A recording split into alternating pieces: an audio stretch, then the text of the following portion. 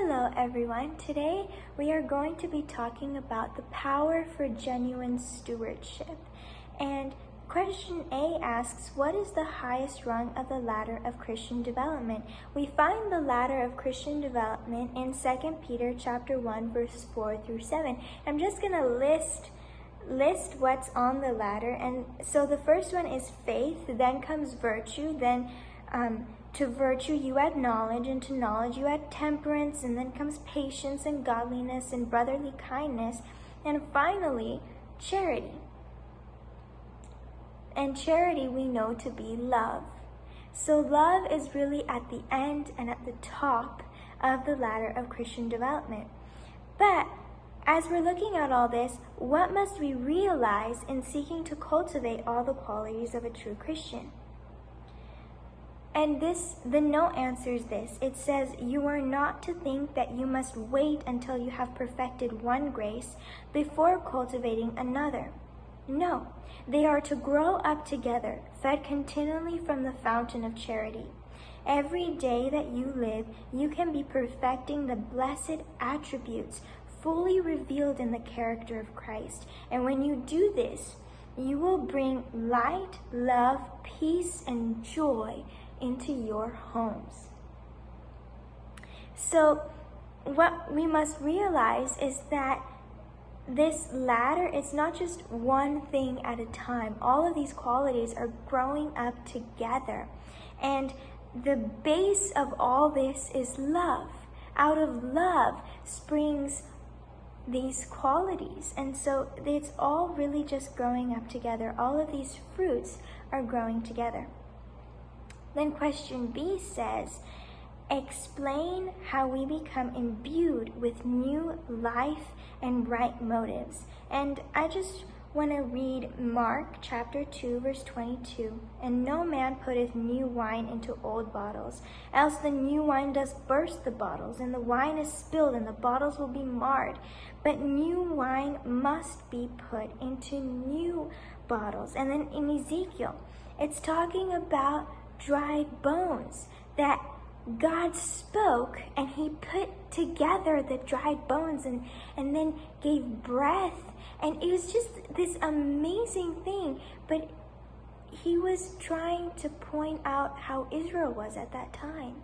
Israel was like dried bones. And so in Ezekiel, verses, let's see here. Ezekiel chapter 37.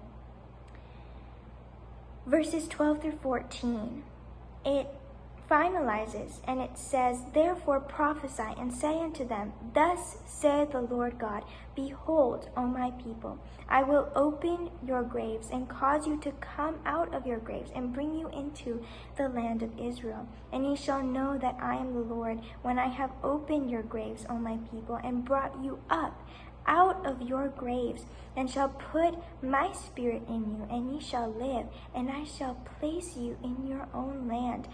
Then shall ye know that I, the Lord, have spoken it, and prophesied it, saith the Lord. So here we see that it is wholly the work of God. As we are right now, we cannot have new life. We cannot have breath. But Jesus, with the dried bones that we have, Jesus, he just pieces it back together, and he breathes life into us. He breathes freedom and love and all of this amazing things to make us a new creature, to make us fit for his glory. And it's just amazing to think about this and realizing that Jesus has so much power, and his love is so powerful in our lives. The note says, man must be emptied of self before he can be in the fullest sense a believer in Jesus. When self is renounced, then the Lord can make a man new. So we must be emptied of self, just like new bottles can contain new wine. The love of Christ will animate the believer with new life. in him who looks unto the author and finisher of our faith, the character of Christ will be manifest. So my wish and prayer for us today is that we really just look to Christ. We see the power that he has in our life to breathe new life into us, and we let that transform us into a new creature, into a new person with new spiritual life, with new motives, and daily developing those qualities that we should be having as Christians. This is my wish and prayer for you, and I will see you one last time tomorrow to review this beautiful lesson that we have studied together. God bless.